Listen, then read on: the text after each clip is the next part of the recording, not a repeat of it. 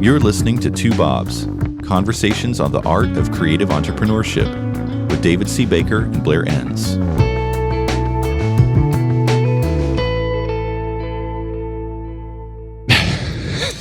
Here, was that a start or was that just a laugh? This is how the sausage gets made, people. That's me thinking about how I'm going to pounce on you with the opening. I don't know why I have this deep-seated need to surprise you with something or wallop you right at the beginning. It's because I am so good at interviewing you. You're trying to raise your game. I'm pretty sure that's not it. Our topic today is how our deepest fears shape our management style. Oh, that sounds like a title I wrote. It's so succinct and it just sings like beautiful lyrics. And it's always tapping into fear or some sort of horrible thing. Like, right. If anybody listening has seen your photography, you are quite an accomplished amateur photographer. You like to shoot death and decay. Yes. Industrial death and decay. Yeah, I'd like to have a permanent parking spot at a morgue somewhere. That would really feed my photography itch. Pre-COVID, you were going to go to Chernobyl on vacation, right? Yeah, with my oldest son, Jonathan. We had all the arrangements made, and that obviously didn't happen. Yeah. Okay, so let's get into our deepest fears and how they shape our management style. Where did this idea come from? I was talking with a couple of clients and noticing how if I just pulled it apart a little bit and saw, oh, wow, there is one significant, and I could say the same thing for myself. This isn't a haughty statement, but their compass isn't really calibrated. They have a particular approach to life, and that shows up. It nudges all of the big decisions they make in a certain way. And so I just backed away from that a little bit and started to think about myself. What is it when I see the blood pressure rising in myself? Is there a pattern around why that's the case? Or when I try to pull apart some of the decisions that I make around my business or in my personal life, is there evidence? If somebody didn't even know me, but they looked at the decisions I made, could they make some assumptions about what's driving those decisions? And yes, they could, and here they are. Yeah, you're so excited for that opening into my life, right? Go on. So I just thought, okay, wouldn't it be interesting if we just talked about this? The goal, in my mind, this isn't maybe a massive goal, but it's a worthwhile goal, would be to begin to recognize that in ourselves. I had a conversation with a client that I'm working with nowadays, and I said, hey, could I speak with you just between you and I after this phone call? And she said yes. And then I said, I feel like a lot of your decisions are shaped by this particular thing. And then we worked through this, and she didn't say anything for a while, which is usually not a good sign. But in this case, she was just thinking about it, and she agreed that, oh, yeah, that's really true. I appreciate you saying something. So that got me thinking a little bit more seriously about this. And I texted you and said, hey, is this a worthwhile topic? Fully prepared for you to say no. Usually it's just a no without much explanation, but you thought it was worth pursuing. So I just put a few notes together. For clarity, I don't respond with no. I respond with, what else have you got? Yeah, right. Or your classic phrase is, you could do better. That's usually what you say. I know what I hate and I don't hate this. Yeah. So you've articulated 5 fears that tend to shape management style. And you said, hey, is this a good idea? I said, yeah, I like it. And then you said, anything you would add to it? I thought you're missing a few, and I started to list them, and I realized, oh, they're all subsets of what you've identified. I think you've nailed the macro category. So do you want to just give us the 5 fears that shape our management style, and then we'll dive into the first one? But do you want to list them all first? Sure. So the first is fear of conflict. So somebody who is conflict averse, we say. Fear of irrelevance. And that one took me a little while to phrase. I'm not even sure that's the right way to say it, but fear of irrelevance in the business community. Fear of poverty. That one doesn't need much explanation. Fear of an earlier role, so going back to a role that you've shed and don't ever want to go back to. And then fear of public perception. So those were the 5. And maybe as we go through here, we'll rephrase some of them, but those are the 5. Yeah, I think they're great fears to dive into, and some alternative labels jump to mind, but let's get into it. So, fear of conflict, we see this a lot. Even in sales, you mean? Yeah, I've just finished writing a big, lengthy piece on this. basically trying to inspire people by getting them to fast forward to their end of their career and think of the change that they were not able to affect in their career, doing kind of a pre-mortem on a failed career, and have them look back and say, the reason you're likely to net out in this lukewarm place is because you passed on every opportunity to help others transform. And transformation does not come without struggle. The reason you passed is what you've identified here. It's fear of conflict. So if you keep avoiding those moments of conflict, those struggle, you never get the rewards on the other side of the struggle. In the end, it'll be a career of unfulfilled potential. Right. I see this so much. And I think to be complete, I had to talk about fear of conflict. That's inducing or having a difficult conversation with somebody. Most people don't have a lot of struggle with that, but fear of conflict B would be conflict that involves me personally. I think I'm one of the best people around at approaching difficult conversations in a way that doesn't make people defensive. But when it comes to my activity or my attitude or something, I'm very, very defensive. And here I'm talking about that part of it, fear of conflict. So the way this shows up is not so much a problem with the antennas that people have. I see people not missing these signals. In other words, the issues that would best be solved with a little bit of a difficult conversation along the way, they know what those are, but they choose not to engage with those. And so the pressure builds because something isn't being dealt with, whether it's a client who's, I don't know, not being a good client, or whether it's an employee or a manager or a partner or anything like that. Whatever it is, it could be dealt with quicker, and it isn't dealt with, and so that pressure builds. And at that moment, you start to see all of the negative impact that can come by just being averse to conflict, because people around you look to you and say, wait a second, I thought this is when a leader was supposed to step in and do something, and you aren't. Why aren't you? Is it because you don't see it? And again, I don't think that's usually the issue. It's because you're trying to avoid it, hoping that either it will go away, smooth itself over, or somebody else will deal with it. Or in a passive-aggressive way, you send the signal, and it's a very clear signal, but it's a passive signal, and you're hoping that somebody will change their behavior without you having to come right out and address it. Right. So it builds on itself. This is one of those challenges that if it's not addressed fairly promptly, it gets worse and worse. And the amount of conflict, if it's not addressed early, the amount of conflict is much worse, much greater down the road. And so the sooner it's dealt with, the better, as long as you're not being overreactive. The flip side of this is I've now talked with 20-some thousand employees of the firms that are being run by the people who listen to this podcast. And universally, they will say they want you to address things. They want you to deal with things. They want your leadership. They generally trust you. They just wonder why the silence is there. So that's maybe why I thought about this one first. There's some good books on this too. I think you've read at least one of these. One of them's called Difficult Conversations. The other one's called Crucial Conversations. That's the one that I read. We've talked about this before. I read the book, and then I had this crucial conversation with my wife in the car, and I thought, wow, that went great. And I looked over, and she was quietly crying. So the first fear is fear of conflict. I see this a lot. I really like the idea that you broke out these two different types of conflict, the ability to have the difficult conversations with others, and then the not wanting somebody to have that difficult conversation with you. Those are two different things.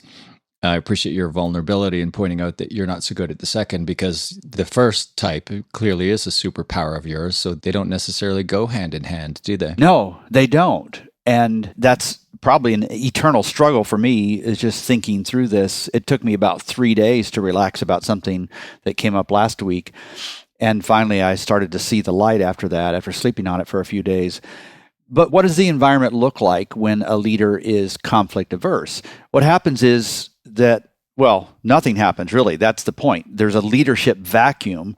And leadership vacuums are never left unfilled. And so somebody is going to lead your firm, and it might be a good leader or it might be a bad leader. And you don't want to be a conflict-averse leader, because then you'll just be along for the ride. You'll be reacting instead of leading. You'll be passive instead of active. And it doesn't show up right away, but over time, you'll end up realizing, oh my goodness, I feel this tension all the time. And I feel like I'm having to constantly make adjustments to where this company wants to go, and I'm either being dragged along or I'm not being very clear about where we want this to be. It just holds an organization back. It just doesn't move forward because there isn't clear direction, and because, like you said at the beginning, we really are not making any great progress without this sort of conflict. Conflict is really good as long as it's dealt with appropriately. But if conflict is left unaddressed, the organization is simply going to wallow, and that's what we're trying to avoid. Yeah. All right. Second on your list, I think, was fear of irrelevance. I've got some thoughts on that, but walk us through it. Do you remember an episode where you and I were talking about our greatest fears, you and I specifically about our greatest fears? And if I recall, it was both of us kind of jumped on it and said fear of not learning anymore or not getting, yeah. This is so different to look at than the first one, because the fear of conflict is such an obvious character flaw.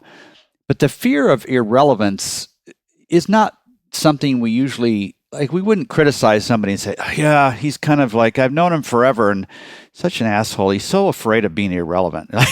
Yeah, it doesn't show up that way, does it? No, it doesn't. But sometimes there's something about this. I feel like in a few years from now, I'll probably understand this better. But the way it shows up is people constantly reaching, changing, experimenting. They're latching on to trends and books and speakers, even consultants of the week. And I feel that sometimes where, oh, I'm just the next person in this chain of people. And in 2 months, they'll forget about me. It'll be somebody else, And it frustrates the team sometimes because they aren't really given enough time to percolate and work things out and establish a new bulkhead that's going to really work for years and years. And there's a little bit of fear of irrelevance that is very healthy, but at some point it tips the balance into something else, and where you're just never balanced. You're just always off balance. You're stumbling around.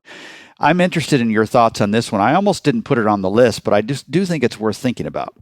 I think it's a great one, and it's really timely for me personally. I was talking to a friend the other night, and among the various things we talked about, he was commenting on an acquaintance of his who is saying some really stupid things on social media to do with the Black Lives Matter movement. This is somebody who was kind of well known within certain circles and kind of lost their platform. And my observation was, well, I didn't say fear of irrelevance, but it's like trying to get their platform back, right? Trying to get some status. Peter Drucker, the great author and I guess godfather of management consulting, he said that people without status or purpose see conspiracies everywhere. And when I read that, I was really struck by it, because one of the things I'm fascinated by is I'm fascinated by conspiracy theories and conspiracy theorists. I like, what is it about people that draws them to sometimes outlandish conspiracy theories? And when I read that statement by Drucker, I thought that explains it all. If you feel like you have no place, no power, no authority in the world, it feels like everything is aligned against you. Mm. So I think people who are operating from a fear of irrelevance, they act out, they misbehave, they're trying to get attention, they're experimenting with trying to get a point of view or some sort of content or subject matter, or that mostly a point of view that will resonate with people, that will make them relevant. And if they're not able to do that, they just feel like the forces of the universe are aligned against them, and they're more prone to those conspiracies in search of an explanation for why they feel irrelevant. Yeah. This has got to have lots of subparts to it that would be fascinating to think through some more. But this fear of irrelevance, what's particularly strange about it is that it's motivated by the right things, but the right things in too big a dose of the right things makes you just guaranteed to be irrelevant because you're so concerned with being relevant. Behind all of this, I guess, is a little bit of distaste in my mind for the personal branding that you and I have talked about, where you see some individuals who are so desperate for an audience that they'll be intentionally provocative when that's really not necessary. And social media has exacerbated that as well. So I doubt that a lot of principals suffer from this, but you can see this in conversations with principals. I'll see this anyway, where it's never enough. They're just, they're making money. They've got a decent culture. Their clients are pretty happy, but they're always wanting to reinvent everything. And it's hard to even say that because it's not a bad thing in itself. A large amount of that needs to happen all the time. But yeah, we need a psychologist on here. Instead of one of us. Right. You're listening to Two Bobs, conversations on the art of creative entrepreneurship. Your hosts are David C. Baker, author, speaker, and advisor to owners of expert firms, and Blair Enns of Win Without Pitching, the sales training and coaching program for creative entrepreneurs. For more information, go to twobobs.com. If you find this podcast helpful, please help us by telling a friend and rating us on iTunes. Thank you. Now back to David and Blair. Okay, we're talking about how our deepest fears shape our management style. We've addressed number 1, fear of conflict. Number 2, fear of irrelevance. Number 3 is fear of poverty. And I've heard you reference this quite often. I don't think of it that way. Yeah. Maybe because it's not like my family had a lot of money growing up. My father was a cop, my mother was a nurse, but we were comfortably middle class. So I've never really had that fear of poverty. But you grew up in different circumstances entirely. Do you think you're more affected by this? And then after we get done psychoanalyzing you, we'll talk about how You don't even know how to spell poverty. And that's... I thought you were going to say psychoanalyze. You'd be right on both. I can spell poverty. Yeah, well, the reason I say you can't spell poverty is because you could picture yourself, this is something you and I haven't talked about, but you could picture yourself being successful in lots of different ways. And you have a pretty deep-seated amount of confidence in your ability to work hard and to find opportunity and deliver value and so on. So this never shows up for you because if this were true, if you were afraid of poverty, you wouldn't take many of the risks that you take. You feel like, if it doesn't work out, it's fixable. Like, I'll go to the next thing. It's like, but somebody who's fear of poverty, who operates more from a scarcity mindset, is, I've got to hang on to this. I can't let go. I've worked really hard incrementally to get to this point, and I don't want to upset the apple cart.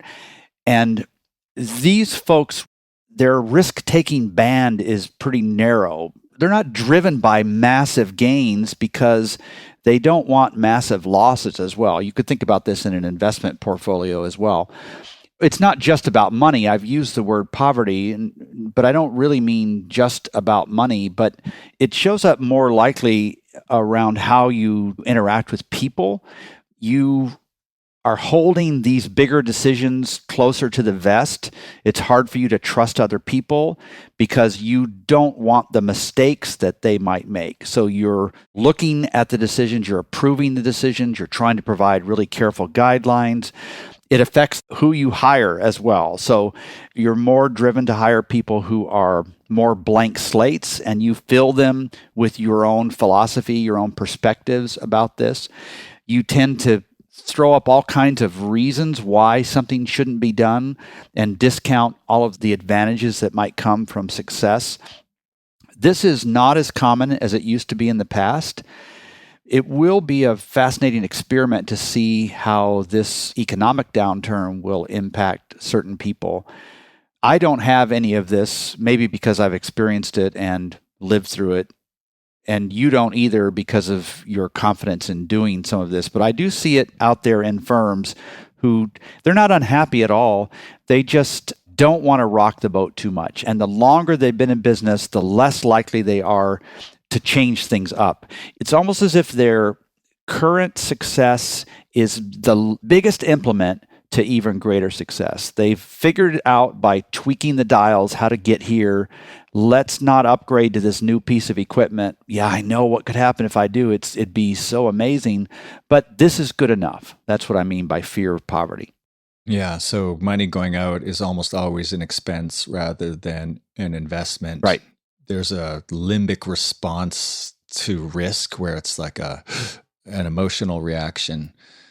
Hold on to what you have instead of sowing seeds or investing in a greater future. And I think you kind of alluded to this. It's not as common as it used to be because I think it's function in part in what kind of economic environment you grew up in and also your parents. You're shaped by your parents' mindset, whether it's scarcity-based or abundance-based. And some of us just react or we're the opposite from our parents. But I think on this front, we're largely shaped by their experiences, especially if they're recent, especially if we've had a taste of them. Right. So, yeah, I think I recognize how fortunate I am not to be hampered by this position. I just feel like no matter what happens, there's a lot of money in the world. And if the money that I have now goes away, I'll just go get some more. But that's a philosophy, and I think it's a philosophy that served me well. And if it's a ridiculous mistake, I don't want to hear it. I want to hold on to my illusion. Well, in a time like this where the environment around us is so disruptive to our businesses, somebody who is fearful of change or has a scarcity mindset, this is good for them because it's forcing lots of change, right? It's nudging them to make some big changes that they'll look back on and be very grateful that they were forced to do, because otherwise, whatever that benefit on the other side of this journey looked like, it wouldn't have been enough of a benefit to cause deep change at firms. And the conversations I'm having with principals, I'm not having conversations with terrified people. I'm having conversations with people who they're wide-eyed, they're listening really carefully, they're willing to change, they're a little bit confused about what they should be doing differently, but they're welcoming this environment, and it's almost like they woke up after a deep sleep and the weather changed and all of a sudden it's really cold outside and they step out of the tent and there's this clear air. No idea what's happening today, but it's good to be alive. It's good to still be alive and to have at least the foundation that you've built over all these years. You still have that to work with. And what's coming? What's exciting around the corner? And you've written about the difference between a scarcity mindset and an abundance mindset. So we'll post the link to that in the show notes. Yep. Fear number 4 of the 5 deepest fears that shape our management style: fear of an earlier role. I'm smiling. Do you want to unpack that one? Yeah, so we don't even think about this when we start our firms. We're so excited about other things, being our own boss, establishing a culture, surfacing and eventually monetizing our IP, so many things that we're excited about doing. And then after some of that excitement wears off, we start to pause, look around and see, oh, I'm kind of working downstream of where I'd like to be, and I'm good at it. I enjoy it to some extent, but I'm looking forward to the day when I can comfortably, reliably delegate this to somebody else who will handle some of this nonsense, some of this noise in the signal that I'd rather not do.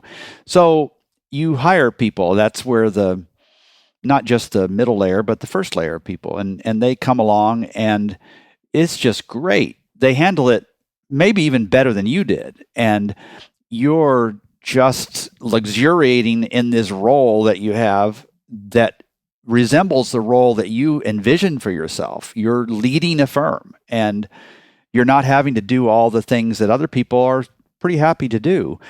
But then something happens to the firm and maybe the firm needs to be downsized. Maybe it's a time like 2020 or 2008 and 9, 2001. Or maybe it's not even that. Maybe there's a performance issue, an attitude problem from this person who has enabled you to put that role down and move on to something bigger and better for the firm, like new business or strategy or thought leadership or whatever. And instead of doing the right thing, which in this case would mean that you've got to step back and do something that you have been so grateful to get rid of, you just hang on to that person, or you don't make the tough decision, or whatever that looks like, right? And the whole attempt is really to protect you from going back to the way things were. You see a little bit of this when you overhire, when you hire somebody who doesn't want to get their hands dirty. They've worked in a much bigger firm. You're excited about the leadership they'll bring to the table.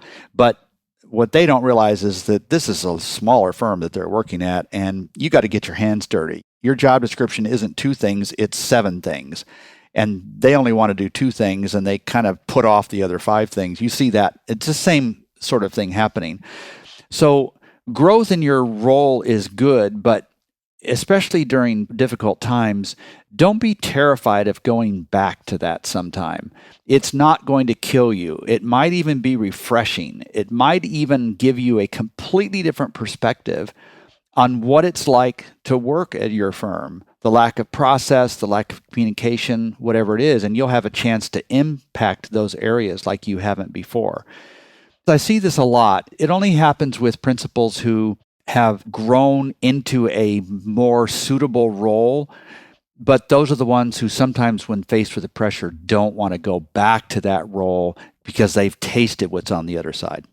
I think that's a really powerful idea, that you step out of this role, you delegate the role, something you were never wanted to do, you're happy in the new role, and then something happens and you have to step back in. I think as long as you don't have to own that old role once again permanently, I think it's a really powerful learning experience to be able to step back in and, as you pointed out, have a fresh perspective on that role, and maybe also have a new perspective on the other roles, the ones that you did occupy.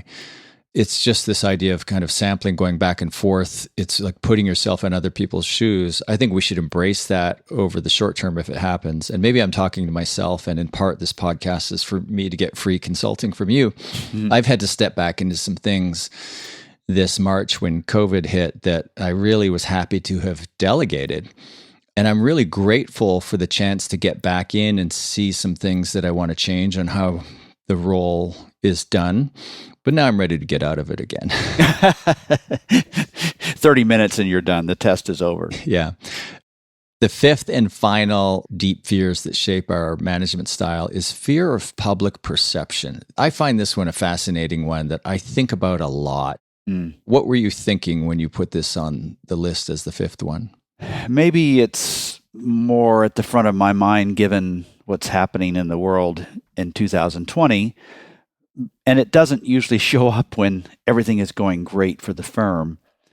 But we are still, as an industry, we are still more consumed with what our peers think of us than what other professional service experts would feel about that. And I don't know why. I would sure love to know that. But hanging on to staff that you don't need too long, or making a clean break with some service offering that's no longer profitable anymore. You know the right thing to do, but you check yourself because how word will get out, as if word won't get out anyway. I just think your clients, that should be the primary focus here. And your clients are not generally going to be aware of those decisions that you make. You need to be making the best decisions for the firm over the long term. And what somebody might think, how somebody might interpret something that you, like for instance, we're going to move into a different facility and it's now not class A, it's class B, or we're not going to be in downtown, or we are no longer going to support this such and such. Like, get over that. Just what are the right decisions to make, and don't worry about the public perception game. Worry about what the right thing is, and don't spend a lot of energy trying to shape. The truth is, your clients and your peers probably don't even think about you all that much. It's not. Oh, the harsh reality. And really, it's not public perception. It's the perception among your competitors. That's what you're saying, right? Right. Yeah. What is it about this industry where we're so consumed with what our peers, our competitors think? Do you think it's all that different from other professional services firms? I think it is. I haven't done a lot of consulting outside of it. I mean, I've consulted with plenty of consulting firms, management consulting firms, and a couple of accounting firms and several law firms, but just talking with people I know in those professions, they just don't think about it all that much. They don't get so excited about winning an award, about going to speak at some such and such, about growth. I don't know what it is. Maybe it could just be my imagination here, but I know a lot of principals stop from making what the right decision should be because they're afraid of how it will be perceived. And those are the principals whose management decisions aren't getting made because of this public perception problem. And I think it's a mistake. Yeah, that Brené Brown idea of vulnerability and the best leaders are vulnerable. Just that willingness to have others in the market see that you're downsizing, et cetera. I think that's a sign of vulnerability, and we should be vulnerable about that. It's a little bit difficult now because so many people are going through some tough or at least uncertain economic times. But if you find yourself in a situation at other times where it's like, oh man, we just lost our biggest client, we really need some business. If you say to your clients and even your competitive field, hey, we could really use another client right now, can you help me out? Right. Some people are listening to this in horror at the idea that they would ever put that message out to either their clients or their competitors. But I've seen others do it and almost always get rewarded for it. There's just something that's really refreshing about that level of honesty and vulnerability where you're not worried about the negative messages. I think that sends a lot of confidence signals about that individual and says so many more good things than it could possibly send bad things. Right. I agree completely. Okay, this is a good topic, David. How our deepest fears shape our management style. I'll just recap them. There are 5. Fear of conflict, fear of irrelevance, fear of poverty, and I can spell poverty. In fact, I spelled it out on gold coins on my desk when you were talking. Fear of an earlier role, and fear of public perception. Thanks for this, David. Thank you, Blair. Thank you for listening to Two Bobs with David C. Baker and Blair Enns. Subscribe and learn more at twobobs.com. That's the number 2, BOBS.com.